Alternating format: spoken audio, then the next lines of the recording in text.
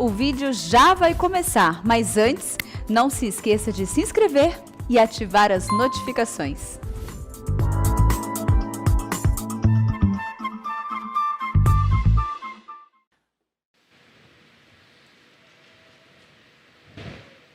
Irmãos amados, nesta noite, eu quero trazer da parte de Deus uma palavra ao seu coração, pregando para mim, em primeiro lugar, e esperando, com a graça de Deus, falar com você, com as pessoas que estão nos acompanhando, sobre um assunto da mais alta importância. E eu quero, portanto, convidar você para abrir sua Bíblia comigo, no segundo livro dos Reis, capítulo 20, versos de 1 a 11. Versos de 1 a 11. O som vai melhorar um pouquinho, se não melhorar eu troco o microfone, não tem problema não. Segundo Reis, capítulo 20, versos de 1 a 11. Abra, por favor.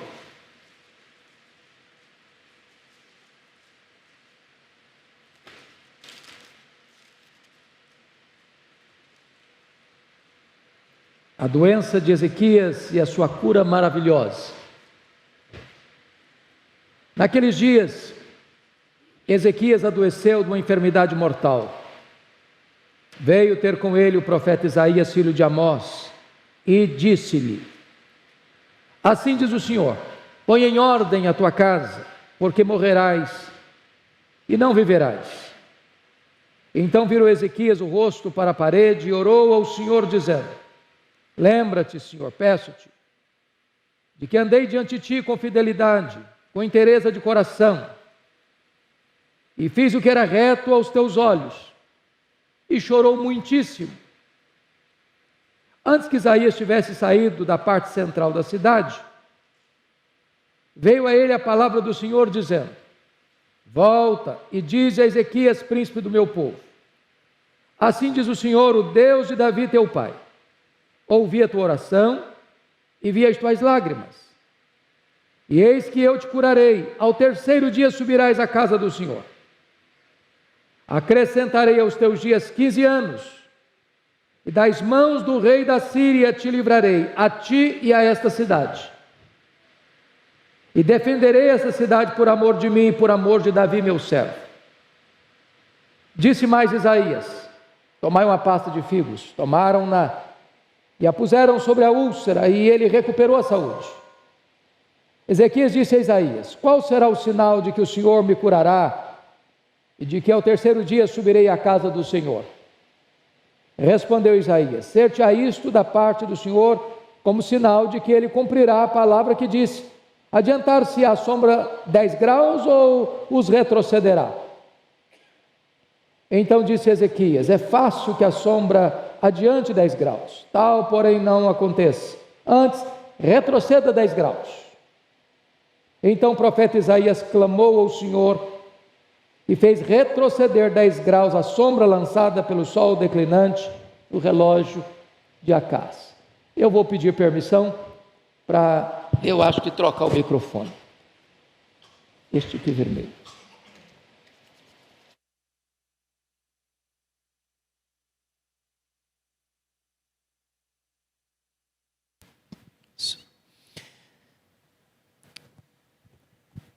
Eu quero conversar um pouco com vocês então sobre o tema: ponha em ordem a tua casa.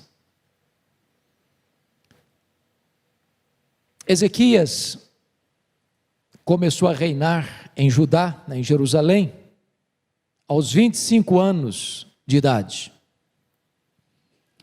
Ele governou durante 29 anos, morreu aos 54 anos. Ezequias foi um homem singular no seu tempo, porque a Bíblia diz que ninguém foi igual a ele antes dele, e ninguém foi semelhante a ele depois dele. Ezequias não teve berço. Seu pai foi Acás, um dos homens mais perversos da história de Judá. Um homem idólatra, um homem feiticeiro, um homem que chegou a queimar um filho aos deuses pagãos, um homem que perverteu a religião, que encheu o seu reino de ídolos, de deuses pagãos, um homem que provocou Deus à ira. Mas o seu filho, ao assumir o governo, já um homem maduro naquela época, 25 anos, quando a expectativa de vida era em torno de 50 no máximo, ou alguns poucos iam além disso, ele resolve ser diferente. Ele não segue as pegadas de seu pai, contrariando o que hoje se escuta por aí do ensino de John Locke, que o homem é uma folha em branco, é uma tábua rasa, é produto do meio. Não, o homem não é produto do meio. O meio é que é produto do homem. Não é o meio que corrompe o homem, o meio é corrompido pelo homem. O mal não está fora, o mal está dentro. Ezequias contraria o que muitos escutam por aí, de Jean-Jacques Rousseau, o homem é essencialmente bom. Não, não é. Se fosse Acais, seria um homem bom. Mas ele era um homem mau, perverso, cruel, assassino, feiticeiro, idólatra, que perverteu a sua terra e provocou a ira de Deus. Pois bem, queridos irmãos, o rei Ezequias então assume o governo, limpa todo o seu território da idolatria. A casa de Deus estava praticamente fechada, e ele abriu, e ele a limpou, e ele experimentou uma grande reforma e um grande reavivamento em seu tempo. Deus era com ele, e ele se fortaleceu. Formou um grande exército, tinha um grande arsenal, acumulou riqueza sem conta, e ele estava no auge do seu governo, quando dois problemas gravíssimos lhe acontecem. O primeiro deles é que a Síria, o maior e mais poderoso império da época, já havia tomado Samaria no seu governo. Enquanto ele era rei aqui em Judá, as 10 tribos do norte foram sitiadas e tomadas e levadas para o cativeiro pelo poderoso império assírio, pois esse mesmo império cerca Jerusalém. Eu estou falando que Ezequias está agora com 39 anos, 14 anos depois do começo do seu governo. O exército era poderosíssimo, devia ter mais de 185 mil soldados ao redor de Jerusalém. Era impossível que Ezequias reagisse do ponto de vista militar. Não tinha estratégia, não tinha armas, não tinha homens para tal. Era um problema insolúvel. Era um sítio, um cerco. Mas se não bastasse esse grave problema, a Bíblia diz que ele agora enfrenta um segundo problema, um problema de saúde. Ele tem uma úlcera. E a medicina não resolve o seu problema. E a sua situação se agrava. O seu dinheiro, seu poder, não puderam resolver o seu drama de saúde física. Quando diz a Escritura que Deus manda o profeta Isaías à sua casa, não para lhe dar um conselho opcional, mas lhe dar um ultimato. E o ultimato era este: põe em ordem a tua casa, porque morrerás e não viverás. No auge do seu poder, do seu governo. E aquele homem tão rico e tão famoso e tão conhecido e tão ilustre, não tem mais nada a não ser uma parede, e para uma parede ele se volta. E diz a Bíblia que ele orou fervorosamente, que ele chorou copiosamente, e que Deus respondeu a oração dele rapidamente.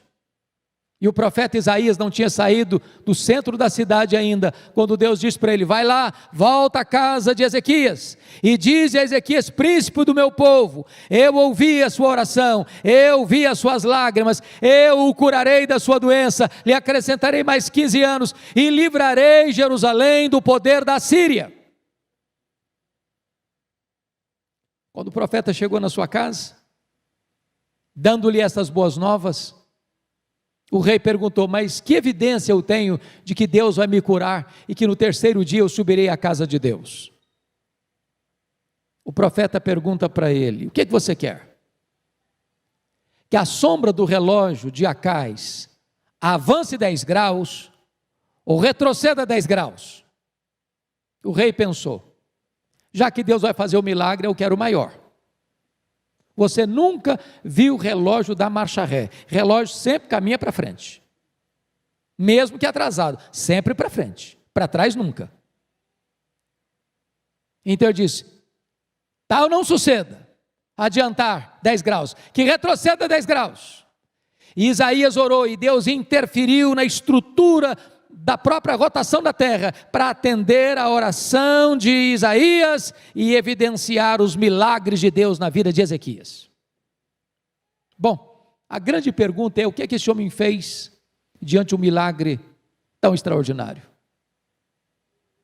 Pois bem, queridos, eu preciso que vocês então prestem bem atenção nisso, porque a Bíblia nos traz uma informação, e não nesse texto lido, e eu preciso que você rapidamente dê uma pulada comigo lá, num outro texto das Escrituras, que é 2 Crônicas 32, que é um texto paralelo deste, e depois nós voltaremos para cá, para nos informar algo que aconteceu na vida desse rei. Veja aí comigo, versos 32, versos 24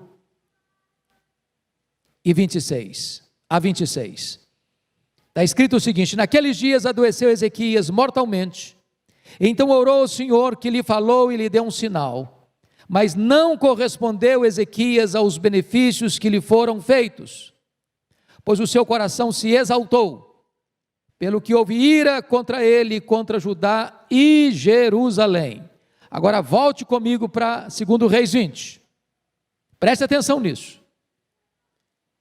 Receber um milagre é um privilégio, mas é uma grande responsabilidade. O rei, em vez de exaltar a Deus ou de se humilhar, ele exaltou a si mesmo. Como assim? A resposta está aí, confira comigo no capítulo 20, de 2 Reis, a partir do verso 12. Está escrito o seguinte: depois da sua cura, nesse tempo, Merodach-Baladã, filho de Baladã, rei da Babilônia, enviou cartas e um presente a Ezequias, porque soube que estivera doente. Ezequias se agradou dos mensageiros, está escrito, e lhes mostrou toda a casa do seu tesouro, a prata, o ouro, as especiarias, os óleos finos, o seu arsenal, e tudo quanto se achava nos seus tesouros. Nenhuma coisa houve, nem em sua casa, nem em todo o seu domínio, que Ezequias não lhes mostrasse. Preste bem atenção aqui. O milagre foi tão grande, foi tão notório, que essa informação reverberou para fora do território de Israel e de Judá. Havia um novo império se formando, muito distante, na Babilônia. E quando o rei da Babilônia escuta sobre esse milagre tão extraordinário, ele compra presentes, ele escreve cartas e manda uma comitiva diplomática visitar Ezequias. E quando esta comitiva chegou, ele se agradou demais. E ele abriu a sua casa, e ele abriu seus tesouros, e ele mostrou seu arsenal, e ele mostrou quão rico, quão poderoso, quão magnífico ele era, quão glorioso era o seu reino.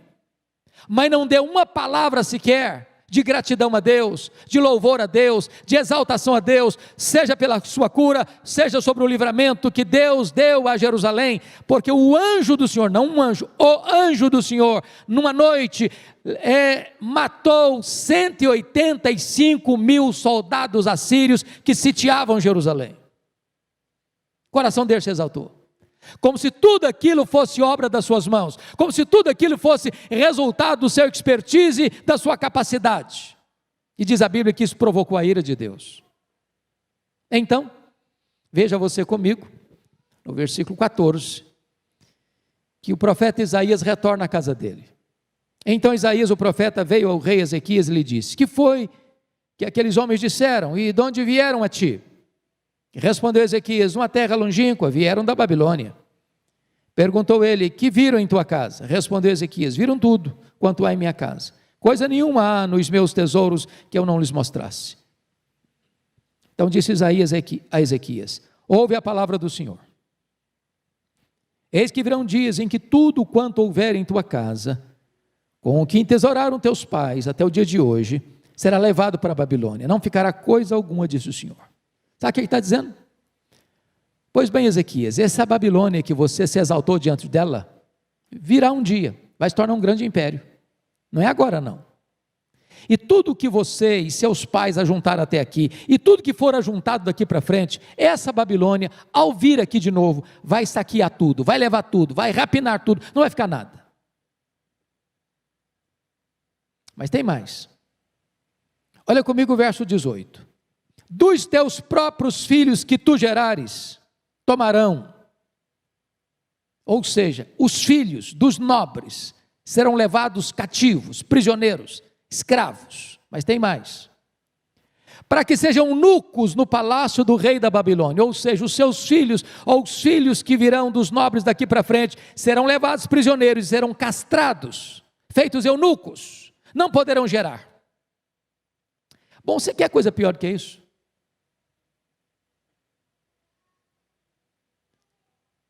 Tudo que se ajuntou vai ser tomado, toda a riqueza vai ser saqueada, todos os tesouros vão ser levados embora, os filhos vão ser levados prisioneiros e cativos, e serão ainda castrados, feitos eunucos. Mas é impressionante a resposta do rei ao profeta. Veja você, verso 19. Então disse Ezequias a Isaías: boa é a palavra do Senhor que disseste. Bom, você não entendeu o que eu falei. Você não entendeu. Eu estou falando que a Babilônia virá e vai saquear tudo. Eu estou falando que a Babilônia virá e vai fazer dos filhos escravos. Eu estou falando que a Babilônia virá e vai castrar os filhos. E você diz que boa essa palavra, você está louco. Você perdeu o juízo. Mas vejam vocês a resposta dele, não em palavras, mas a resposta no pensamento. Pois pensava, haverá paz e segurança em meus dias. Agora preste atenção nisso aqui. Trocando em miúdos, o que ele está dizendo é o seguinte: quando isso acontecer, eu não vou estar mais aqui. Eu já bati as botas. E o que ele está dizendo em letras garrafais para você e para mim nesta noite é o seguinte: depois que eu morrer, me permita a expressão, que se danem as futuras gerações, eu não estou nem aí mais. O que importa para mim é que esse negócio não vem nos meus dias, eu vou morrer em paz. E aqui este homem piedoso nos frustra profundamente, porque ele é egoísta, porque está pensando nele, porque ele não está preocupado com seus filhos, com seus netos e com as futuras gerações.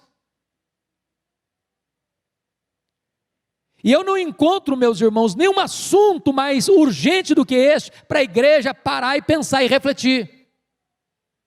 A necessidade de nós investirmos nas futuras gerações.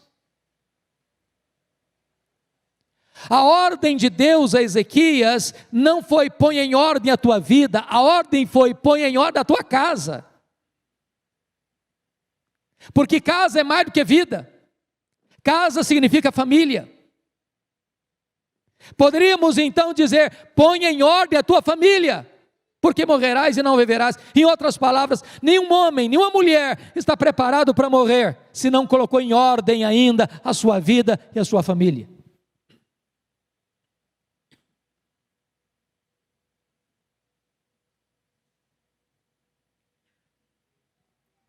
Ezequias experimentou 2 milagres de Deus, mas Ezequias não obedeceu à ordem de Deus. Qual a evidência que nós temos disso? Vamos prosseguir a leitura no capítulo 21.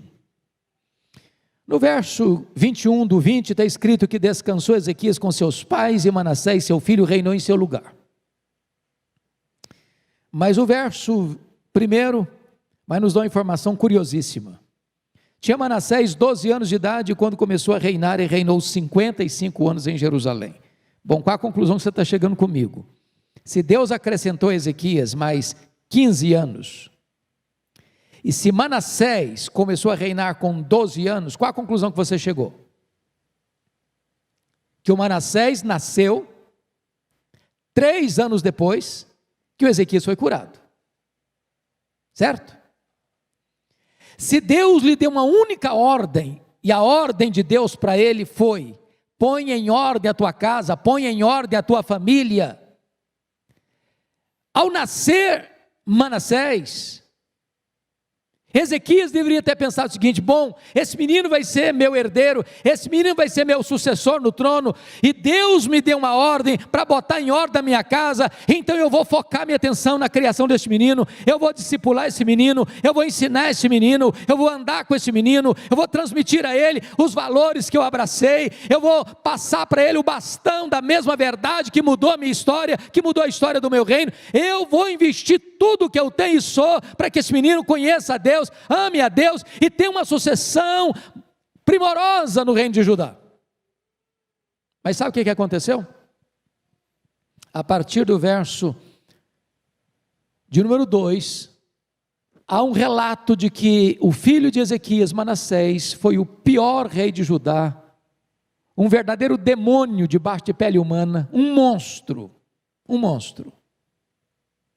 Ele fez o que era mal perante o Senhor, segundo as abominações dos gentios que o Senhor expulsara de suas possessões diante dos filhos de Israel.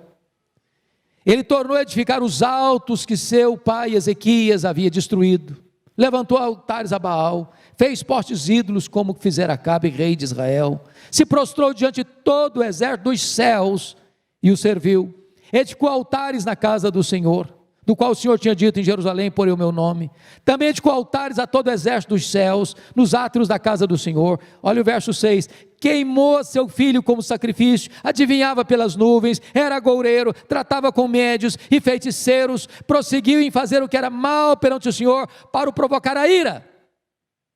E para não cansar vocês com este prontuário de um criminoso terrível, o verso de número 16 diz: além disso, Manassés derramou muitíssimo sangue inocente, até encher Jerusalém de um e outro extremo, afora seu pecado com que fez pecar a Judá, praticando o que era mal perante o Senhor. Sabe qual a sensação que eu tenho quando eu leio isso? É que Manassés tinha birra do pai. Tudo que o pai fez, ele desfez. Ele quis ser exatamente o oposto do pai. E quando você lê a Escritura, estas palavras que hoje eu te ordeno estarão no teu coração e tu as inculcarás a teus filhos. Quando você lê na Escritura: ensina a criança no caminho em que deve andar, e ainda quando for velha, não se desviará dele. Quando você compreende que os pais ensinam os filhos, não apenas pelo preceito, mas sobretudo pelo exemplo, você começa a perceber que Ezequias foi relapso, negligente, numa área que não se pode negociar. Investir nos filhos, na educação dos filhos, na vida espiritual dos filhos, falando para os filhos, orando com os filhos, transmitindo a palavra de Deus para os filhos. Ezequias foi negligente nisso. E o seu filho vai se tornar um rei mau, perverso, idólatra, feiticeiro, que vai queimar seu próprio filho a deuses pagãos. Ele vai adorar os astros em vez de adorar o Criador dos astros. E segundo os estudiosos, foi ele quem mandou serrar ao meio o profeta Isaías, o homem que foi instrumento de Deus na vida de seu pai.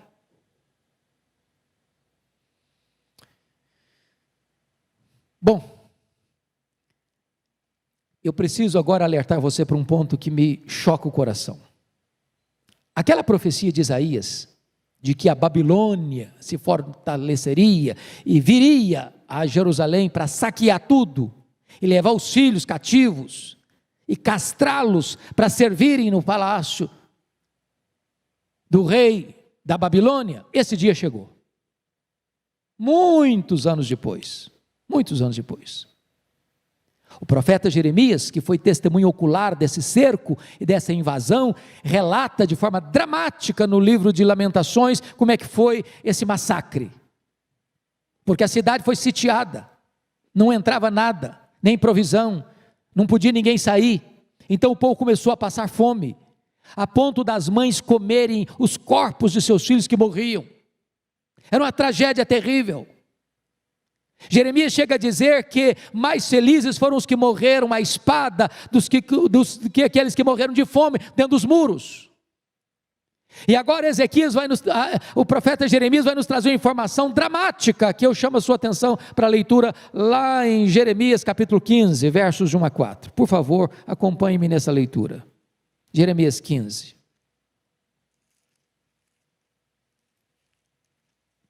Olha aí, por favor. Disse-me, porém, o Senhor, ainda que Moisés e Samuel, os dois maiores intercessores da história de Israel, se pusessem diante de mim, meu coração não se inclinaria para este povo. Lança-os diante de mim e saiam.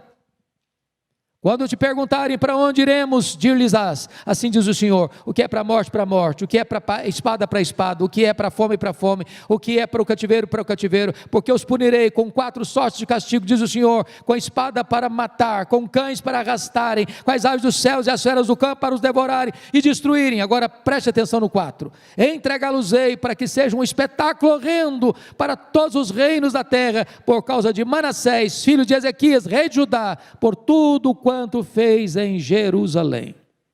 Manassés já tinha morrido há muitos anos, mas os pecados dele foram tão graves, de consequências tão danosas, que o que Jerusalém está enfrentando no seu cerco, na sua tomada, no seu massacre, é atribuído aos pecados de Manassés. Então eu chego a uma conclusão: o cativeiro da Babilônia nasceu dentro da casa de Ezequias, porque ele não obedeceu uma ordem de Deus: põe em ordem a tua casa. Irmãos, que consequências o mundo vai experimentar se nós negligenciarmos a formação espiritual dos nossos filhos? Quem eles serão amanhã? Se nós não ensinarmos a eles a palavra de Deus. Não importa que os nossos filhos tenham sucesso acadêmico, profissional, se eles fracassarem na vida espiritual, sucesso sem Deus pode ser fracasso.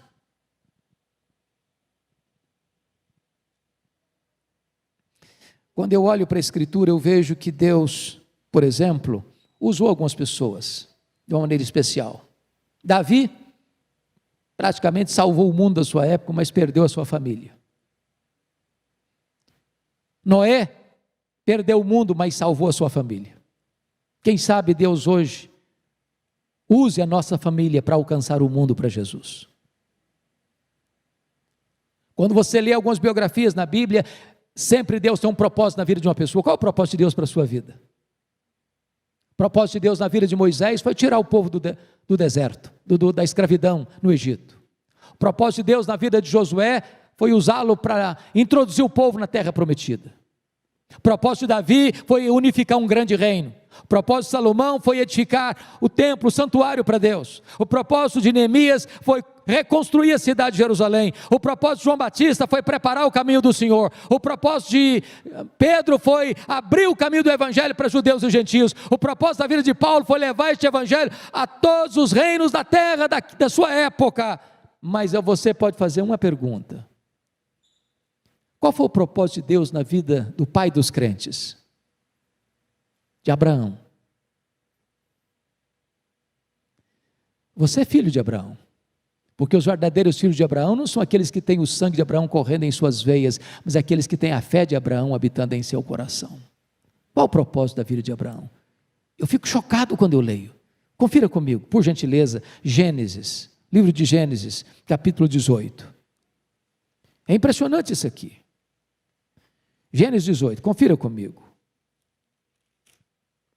Versículo 18 e 19. Visto que Abraão certamente virá a ser uma grande e poderosa nação, e nele serão benditas todas as nações da terra, porque eu o escolhi para que ordene a seus filhos e a sua casa depois dele, a fim de que guardem o caminho do Senhor e pratiquem a justiça e o juízo, para que o Senhor faça vir sobre Abraão o que tem falado a seu respeito. Preste atenção nisso. Deus o escolheu para que ele ordenasse a seus filhos e a sua casa depois dele, a fim de que guardem o caminho do Senhor e pratiquem a justiça e o juízo, para pôr em Deus a sua confiança. Deus escolheu com essa finalidade, para ele colocar a sua descendência no temor de Deus, em obediência a Deus. Bom, mas aí você encontra um problema, porque a Bíblia diz que quando o filho da promessa nasceu, quantos anos tinha o Abraão? Tinha 100 anos. 100 anos. O Isaac se casou com quantos anos? Com 40 anos. Então, quando Isaac casou, o Abraão tinha 140. A mulher do Isaac, a Rebeca, era estéril. E então o Isaac orou por ela 20 anos para ela conceber. Logo, quando nasceram os gêmeos, Esaú e Jacó, o Isaac tinha quanto tempo de vida? 60 anos. Quantos anos tinha Abraão? 160. Pois Abraão morreu com 175. Então, quantos anos Abraão conviveu com os netos dele? 15 anos. 15 anos só. Mas diz a Bíblia que Deus o chamou com esse propósito, para que ele ensinasse a sua descendência, os que vieram depois dele, para pôr em Deus a sua confiança. Mas como você pode entender isso? Talvez a resposta, irmãos, está lá em Hebreus capítulo 11, por favor abra comigo lá, Hebreus capítulo 11, a resposta está aí, veja comigo por gentileza. Gênesis capítulo 11, verso 13. Olha que coisa impressionante. Hebreus, capítulo 11, verso 13. Está escrito o seguinte: todos estes, está se referindo aos patriarcas, morreram na fé, sem ter obtido as promessas, vendo-as, porém, de longe, saudando-as e confessando que eram estrangeiros e peregrinos sobre a terra. Sabe o que eu vejo aqui? O Abraão está olhando na ponta dos pés seus descendentes. Você que está aqui nessa noite. E dizendo assim: Senhor, que aquele meu descendente, que aquele que vai crer no Senhor Jesus, que é meu filho, que ele ponha no Senhor a sua confiança, que ele ponha no Senhor a sua confiança, que ele ponha no Senhor a sua confiança, que ele ponha no Senhor a sua confiança. Ele está aguardando o cumprimento da promessa, porque ele foi escolhido para isso.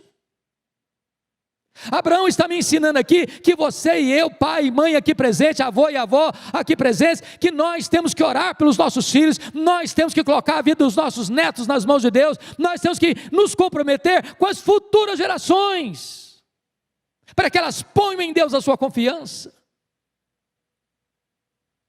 Irmãos, estatisticamente está provado que 50% dos filhos de crentes que entram numa universidade perdem a sua fé, saem de lá não crentes, desviados da igreja. Por quê? É porque nós estamos falhando em colocar a nossa casa em ordem, nós estamos falhando em ensinar os nossos filhos, em inculcar na mente dele, em orar com eles, em orar por eles, em estar vivendo a vida cristã na presença deles.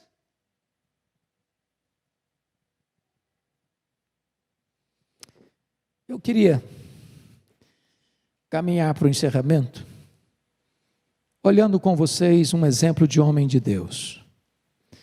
Talvez um dos homens mais extraordinários da história de Israel. Abra sua Bíblia comigo aí, por favor. Primeiro livro de Samuel, capítulo 12.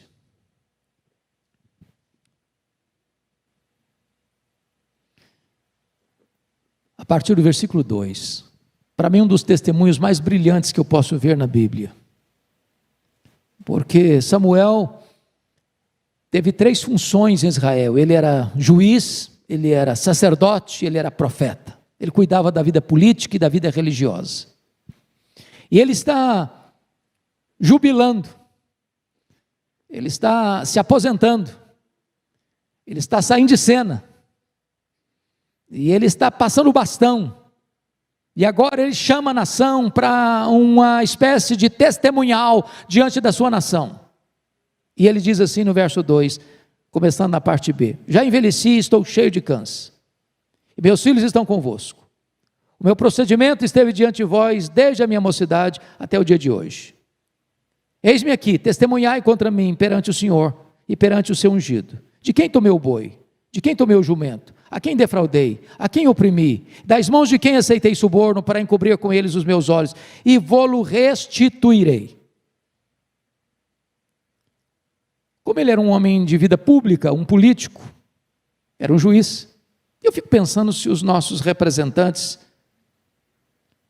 de Brasília, das nossas assembleias legislativas e das nossas câmaras municipais e do poder executivo pudessem chegar diante da nação, do seu povo, para dar um testemunho desse. Vida íntegra. Mexeu com muito dinheiro, mas não pegou um centavo.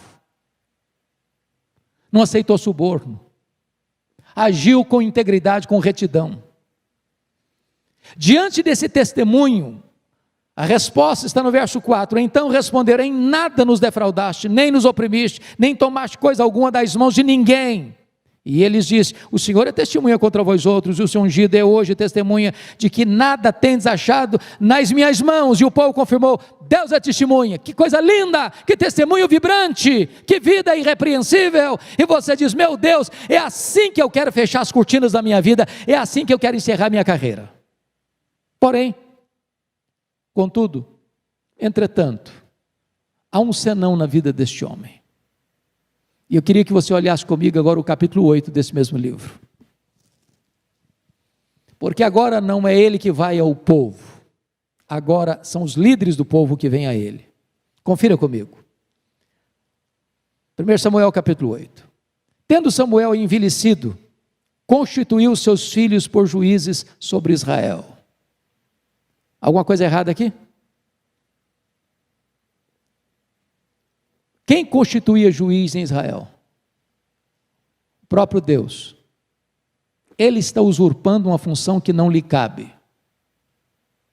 Segundo, a quem ele constitui juiz? Aos seus próprios filhos. Cheira a nepotismo isso?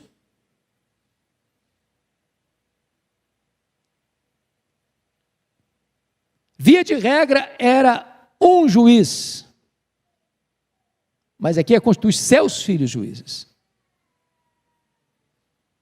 Agora vejam comigo o verso 3. Porém seus filhos não andaram pelos caminhos dele, antes se inclinaram à avareza e aceitaram subornos e perverteram o direito. O que vocês perceberam aqui?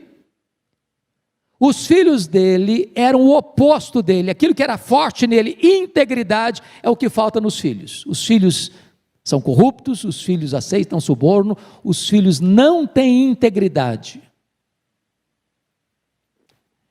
Mesmo assim, Samuel os nomeia como juízes. Agora vamos ver a resposta do povo. Verso 4. Então os anciãos todos, veja você que não é a maioria, nem uma pequena porção, mas todos os anciãos de Israel se congregaram e vieram a Samuel a Ramá e lhe disseram: veja, estás velho, teus filhos não andam pelos teus caminhos, constitui-nos, pois, agora um rei sobre nós, para que nos governe como tem todas as nações. O que é que estão dizendo aqui? Trocando em miúdos? Estão dizendo o seguinte: olha, Samuel, se você pudesse viver mais uns 50 anos, não está fechado com você, você já está batendo as botas, você está mais para lá do que mais para cá. Então, só uma coisa, com seus filhos a gente não fecha, sob a liderança dos seus filhos a gente não fica. Então faça-nos um favor, antes de você morrer, constitui-nos um rei, porque é sob a liderança dos seus filhos nós não queremos ficar. Qual a conclusão que você chega? Assim como o cativeiro da Babilônia nasceu dentro da casa do rei Ezequias, a monarquia, rejeitando a teocracia, o governo de Deus, nasceu dentro da casa de Samuel. Sabem por quê? Porque esse homem cuidou da vida dele, mas não colocou a sua casa em ordem.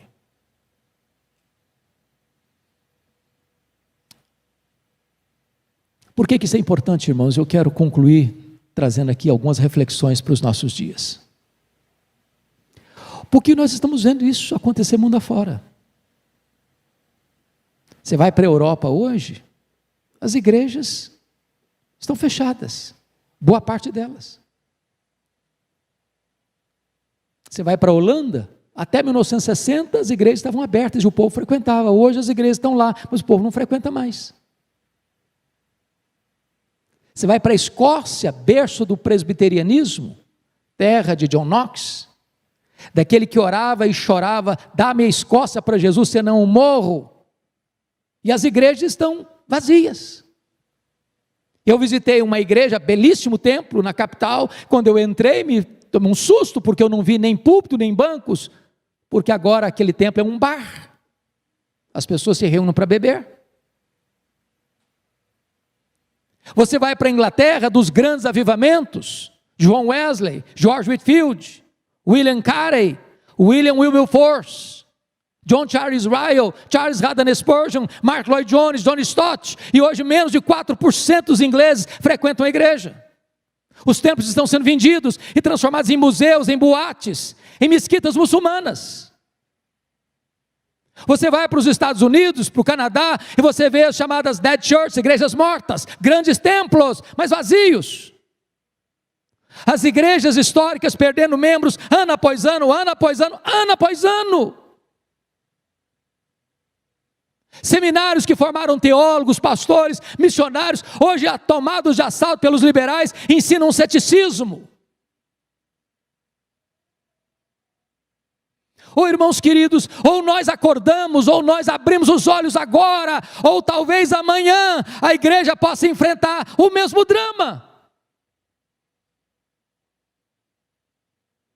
Se vocês notaram nas escrituras, aquela geração que saiu do Egito, eram 600 mil homens, fora mulheres e crianças, em torno de 2 milhões de pessoas. Toda esta geração morreu no deserto, toda ela, exceto 2 pessoas. A geração que entrou na terra prometida não foi a geração que saiu do Egito, foi a geração que nasceu no deserto, a segunda geração. Mas diz a escritura que a terceira geração que nasceu na terra prometida não conhecia Deus mais. Por quê? Porque os pais falharam em obedecer ao preceito de Deus. Amarás, pois, ao Senhor teu Deus de toda a tua alma, de toda a tua força, de todo o teu entendimento, e essas palavras que eu estou dando estarão no teu coração, e tu as inculcarás aos teus filhos. Falharam.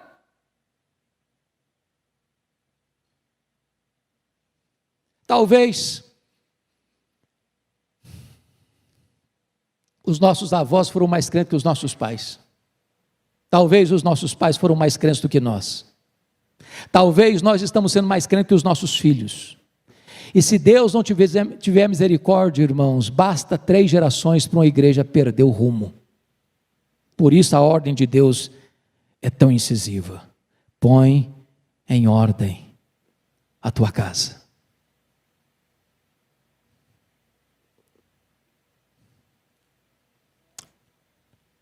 Quando a igreja completou 500 anos de reforma, eu tive o privilégio de estar lá, no mesmo dia, na igreja onde João Calvino pregou tantos anos. Tinha algumas pessoas,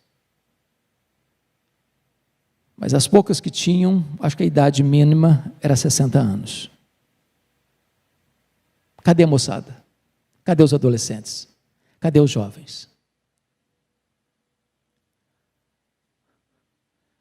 Lugar de educar os filhos também é na igreja. Trazer os meninos. Aqui é preciso ter barulho de criança.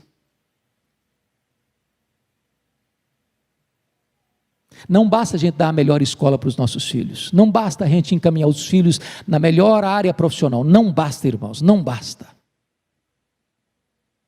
Eu não sei se isso mexe com você. Eu não sei se você está incomodado com isso. Mas eu quero conclamar em nome de Jesus os pais, as mães aqui hoje, os avós aqui hoje, para que nós não abramos mão disso, meu Deus. Nós não geramos filhos para a morte, nós não geramos filhos para o cativeiro, nós não geramos filhos para povoar o inferno. Nossos filhos são herança de Deus. São filhos da promessa. Nós não podemos entregar os nossos filhos de bandeja. Vamos lutar por eles, vamos chorar por eles, vamos jejuar por eles, vamos lutar por eles, até vê-los salvos, até vê-los cheios do Espírito Santo, para que a igreja de amanhã seja mais viva, mais forte, mais cheia do Espírito Santo que a igreja de hoje. Em nome de Jesus. Eu queria conclamar você para nós orarmos agora. Você vai ficar em pé, por gentileza? E quando ficar em pé, abra a Bíblia. Abra a Bíblia. Salmo 78. Por favor, eu quero que nós encerremos lendo um texto da Escritura. Nós vamos ler em voz alta. Salmo 78.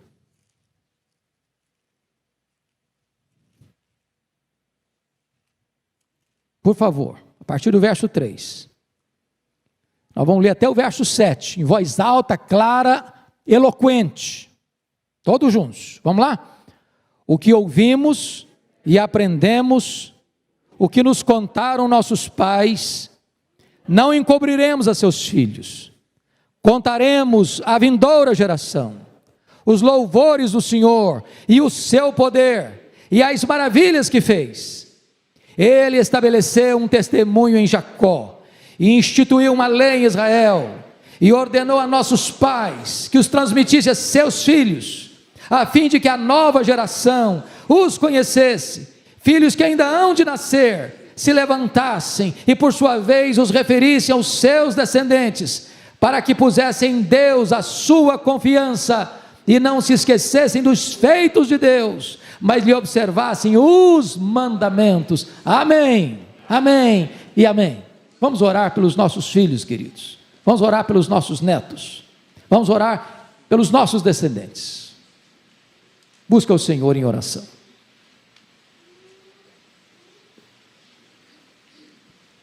Bendito Deus,